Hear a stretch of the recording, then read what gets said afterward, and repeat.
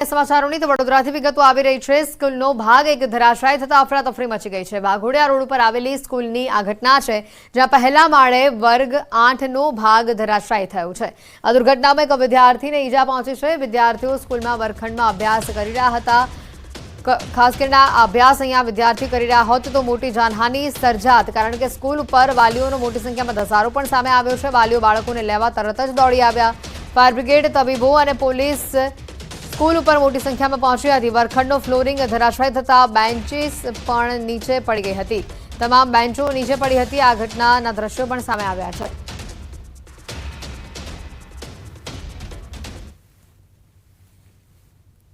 Recess नहीं पड़ी, खाली क्लास चालतो तो प्रार्थना पार्टी અને ખાલી ક્લાસ 5 મિનિટ થાય અને જોરથી અવાજ આવ્યો। અમે એના ઉપરના ક્લાસમાં જ હતા। હવે આ પડે એટલે ઉપરનો શું ભરોસો, આખી સ્કૂલનો ભરોસો કઈ બી પડે।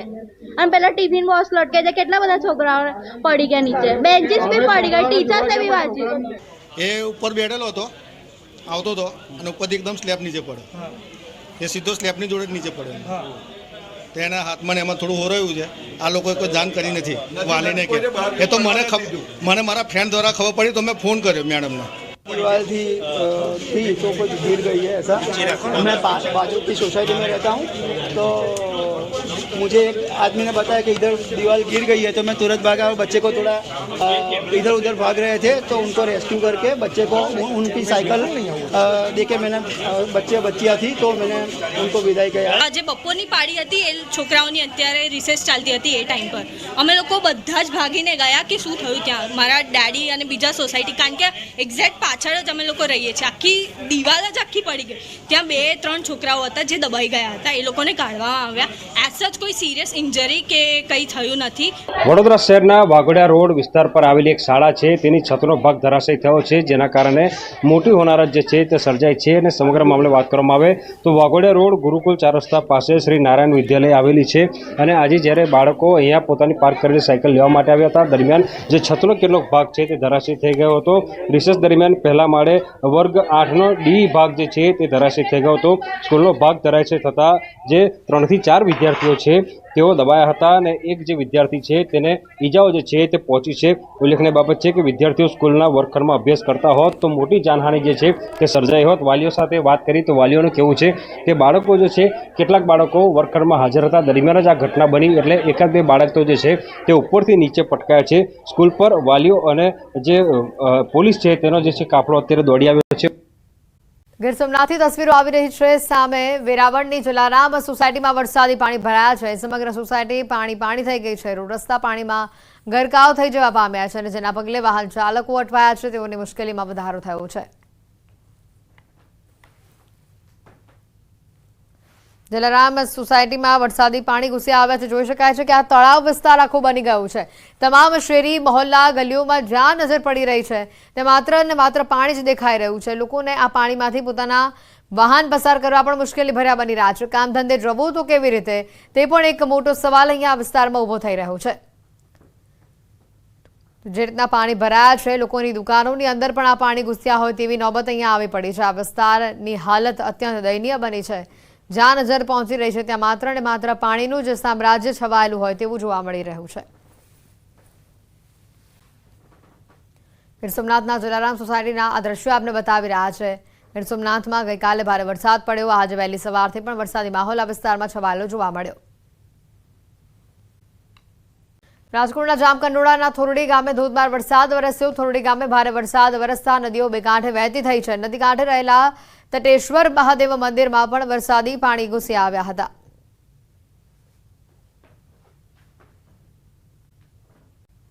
બીજી બાજુ વાત કરીએ જામકંડોરણાની તો તાલુકાના ગુદાસરી ગામે આવેલા સહકાર ભવન પાણીમાં ગરકાવ થયું છે। દૂધ મંડળીમાં પૂરના પાણી ઘૂસ્યા છે। ગુદાસરી ગામના નદી કાંઠા વિસ્તારોમાં આવેલા મકાન, દુકાનમાં પૂરના પાણી ઘૂસ્યા છે। જામકંડોરણા તાલુકાના અનેક ગામોમાં 4 ઇંચથી વધુ વરસાદ જોવા મળ્યો છે અને સમગ્ર પંથક પાણી થયું છે। જામકંડોરણા પંથકમાં સતત 2 દિવસથી વરસી રહેલા વરસાદથી અનેક નદીઓમાં પૂર આવ્યા છે। જામકંડોરણા તાલુકા તેમજ ધોરાજી શહેરને પાણી પૂરું પાડતો ફોફળ ડેમ ઓવરફ્લો થવામાં માત્ર 3 જ ફૂટ બાકી છે। આફતની વચ્ચે રેસ્ક્યુના પણ સમાચાર આવી રહ્યા છે। પોરબંદરમાં 13 લોકોનું રેસ્ક્યુ કરવામાં આવ્યું। રોકડિયા હનુમાન મંદિર નજીક આ રેસ્ક્યુ ઓપરેશન હાથ ધરાયું. મફતિયાપરા વિસ્તારમાં 13 લોકોનું રેસ્ક્યુ કરવામાં આવ્યું. લોકોના ઘરમાં પાણી ભરાતા આ રેસ્ક્યુ કરવામાં આવ્યું. ઓરિયન્ટ નજીક રિક્ષામાં બેસેલ વૃદ્ધનું પણ રેસ્ક્યુ કરવામાં આવ્યું.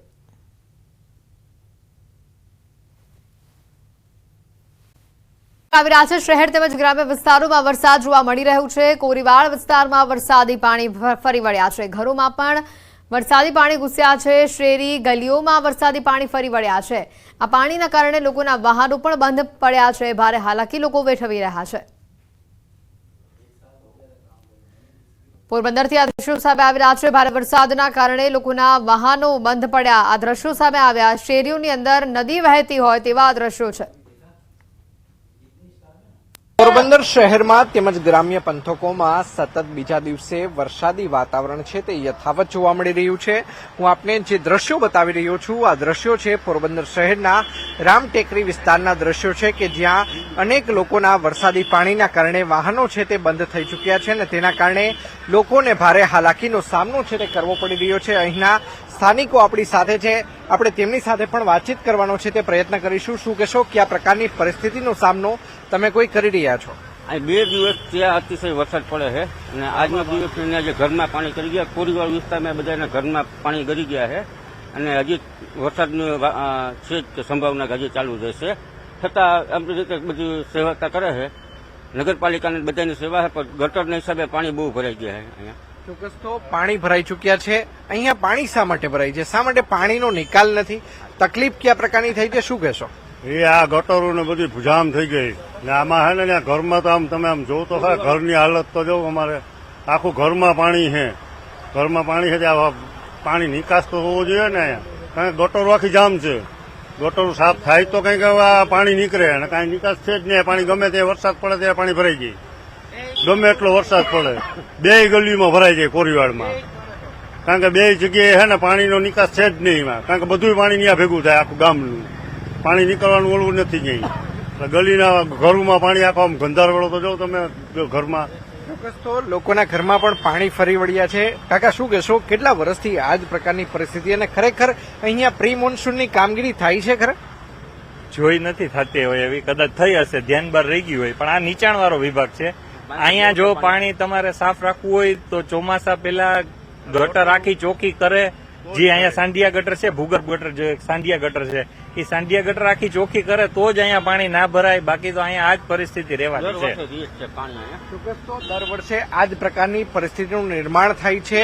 દ્રશ્યોમાં પણ બતાવવાનો પ્રયત્ન કરી રહ્યા છીએ. સ્થાનિકો આપણી સાથે પોરબંદર શહેરમાં અત્યારે કયા કયા વિસ્તારોમાં પાણી ભરાયેલા છે, શું કહેશો? પોરબંદરમાં નીચાણવાળા બધા વિસ્તાર છે. કોરીવાડ છે, બીજું રીમડા ચોક છે, કુંભાવાળો છે, ઠોકપલોટ છે, એ બધું નીચાણવાળો ભાગ આવે છે. તો આટલામાં બહુ પાણી ભરાય છે. ચોક્કસ તો શેરીઓની અંદર પાણી છે તે ફરી વળ્યા હોય, વરસાદી પાણી ફરી વળ્યા હોય તે પ્રકારના દ્રશ્યો છે તે જોઈ શકાય છે. લોકોના વાહનોની અંદર પણ પાણી છે તે ઘૂસી ચૂક્યા છે. લોકોના વાહનો છે તે પડી ગયા હોય તે પ્રકારના દ્રશ્યો છે તે ખાસ કરીને સામે આવી રહ્યા છે. પોરબંદર શહેરની અંદર જ્યાં જ્યાં પણ જોઈએ ત્યાં માત્ર પાણી અને પાણી જ જોવા મળી રહ્યો છે. તો બીજી તરફ વરસાદી પાણી ભરાવાથી લોકોને પણ ભારે હાલાકીનો સામનો કરવો પડી રહ્યો છે. અંકિત પોપટ, ન્યૂઝ 18 ગુજરાતી, રામટેકરી. પોરબંદર જિલ્લામાં ભારે વરસાદ જોવા મળી રહ્યો છે. ગેડ પંથકના ગામોમાં પણ પાણી જ પાણી જોવા મળી રહ્યું છે. બોગસરથી કુતિયાણાને જોડતા તમામ રસ્તાઓ હાલ બંધ થયા છે.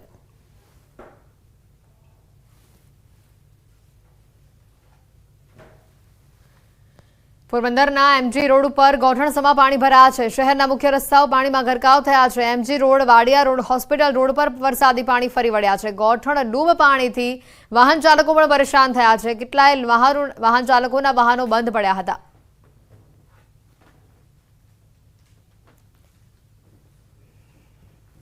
પોરબંદર શહેરમાં સતત બીજા દિવસે વરસાદી વાતાવરણ છે તે યથાવત જોવા મળી રહ્યું છે. આપ મારી પાછળના જે દ્રશ્યો જોઈ રહ્યા છો આ છે પોરબંદર શહેરનો એમજી રોડ કે જે વરસાદી પાણીની અંદર ગરકાવ થઈ ચૂક્યો હોય તેવું લાગી રહ્યું છે. લોકોએ પોતાના વાહનો છે તે વરસાદી પાણીમાંથી પસાર કરવાની ફરજ પડી રહી છે. ત્યારે સ્થાનિક લોકો આપણી સાથે છે, આપણે તેમની સાથે વાતચીત કરીશું. શું કહેશો કે આ પ્રકારની તકલીફ હાલ અત્યારે પોરબંદરના શહેરીજનોને? પોરબંદરના શહેરીજનોને આપણે તો પાણીમાંથી જવું હોય તો મુશ્કેલી થઈ પડે છે. અને બીજા નંબરમાં કે ગટર તે ભરાઈ ચૂકી છે, તો નગરપાલિકાએ આનું ધ્યાન દેવું જરૂરી છે. છાયા છે, પછી ગીતાનગર છે, લોકડિયા છે, આ બાજુ અત્યારે રસ્તામાં બહુ પાણી ભરાયેલા છે અને મુશ્કેલીનો સામનો બહુ છે અત્યારે. ચોક્કસ તો લોકો મુશ્કેલીનો સામનો કરી રહ્યા છે. વરસાદી આફત ચોક્કસ આકાશમાંથી વરસી રહી છે, પરંતુ એટલી જ ઘોર બેદરકારી પોરબંદર નગરપાલિકાની છે. જોઈ શકાય છે કે લોકોના વાહનો છે તે પાણીની અંદર ગરકાવ થઈ ચૂક્યા છે. લોકોના ઘરોની અંદર પણ હાલ અત્યારે પાણી છે તે જોવા મળી રહ્યા છે. આ દ્રશ્યો છે પોરબંદર શહેરના એમજી રોડ પરના દ્રશ્યો છે. જોઈ શકાય છે કે કઈ રીતે એમ્બ્યુલન્સને પણ પાણીમાંથી પસાર થવાની ફરજ છે તે પડી રહી છે. લોકોને પોતાના વાહનો છે ત્યાં પાણી વરસાદી પાણીની અંદરથી હલાવવાની ફરજ પડી રહી છે. આ દ્રશ્યો ચોક્કસ સવાલ ઉભા કરી રહ્યા છે કે તંત્ર દ્વારા જે પ્રી મોન્સૂનની કામગીરીના દાવાઓ કરવામાં આવતા હોય છે, આ દાવાઓ પોકળ સાબિત થયા છે અને આ દ્રશ્યો પોરબંદર શહેરમાંથી સામે આવ્યા છે. અંકિત પોપટ, ન્યૂઝ 18 ગુજરાતી, પોરબંદર. આગામી 7 દિવસ રાજ્યમાં વરસાદની આગાહી છે. આજે ભારેથી અતિભારે વરસાદની આગાહી છે. આજે કેટલાક જિલ્લાઓમાં વરસાદનું રેડ એલર્ટ પણ આપવામાં આવ્યું છે, જેમાં સુરત, નવસારી, વલસાડ, દમણ, દાદરાનગર હવેલી આ તમામ જિલ્લાઓનો સમાવેશ થાય છે. તો સાથે છોટાઉદેપુર, નર્મદા, ભરૂચ, તાપીમાં ઓરેન્જ એલર્ટ આપવામાં આવ્યું છે. आने वाले 7 दिनों के लिए जो गुजराती स्टेट के लिए फोरकास्ट है वो लाइट टू मॉडरेट रेन का फोरकास्ट है, वो सारे डिस्ट्रिक्ट में कवर है. और वार्निंग की बात करेंगे तो आज के लिए डे 1 के लिए जो वार्निंग दी गई है वो एक्सट्रीमली हैवी रेनफॉल की वार्निंग है और साथ में रेड अलर्ट जारी है. और जो डिस्ट्रिक्ट है जहाँ पे एक्सट्रीमली हैवी रेनफॉल की वार्निंग है और साथ में रेड अलर्ट जारी है वो डिस्ट्रिक्ट है सूरत, नवसारी, वलसाड़, दमन और दादरा नगर हवेली. और जहाँ पे वेरी हैवी रेनफॉल की वार्निंग है वो डिस्ट्रिक्ट है छोटा उदयपुर, नर्मदा, भरूच, तापी डिस्ट्रिक्ट है जहाँ पे वेरी हैवी रेनफॉल की वार्निंग और साथ में ऑरेंज अलर्ट जारी है. और जहाँ पे वेरी हैवी रेनफॉल की वार्निंग है वो डिस्ट्रिक्ट है छोटा उदयपुर, नर्मदा, भरूच, तापी डिस्ट्रिक्ट है जहाँ पे वेरी हैवी रेनफॉल की वार्निंग और साथ में ऑरेंज अलर्ट जारी है. और जहाँ पर हैवी रेनफॉल की वार्निंग है वो डिस्ट्रिक्ट है अहमदाबाद, आनंद, पंचमहल, दाहोद और महिसागर डिस्ट्रिक्ट शामिल है. 7 ડેમ હાઈ એલર્ટ ઉપર છે. 7 ડેમ 99% થી 100% સુધી ભરાયેલા છે. સૌરાષ્ટ્ર કચ્છના 10 ડેમ એલર્ટ ઉપર છે. 13 ડેમ 70% ભરાતા વોર્નિંગ ઉપર હાલ હોવાનું સામે આવ્યું છે.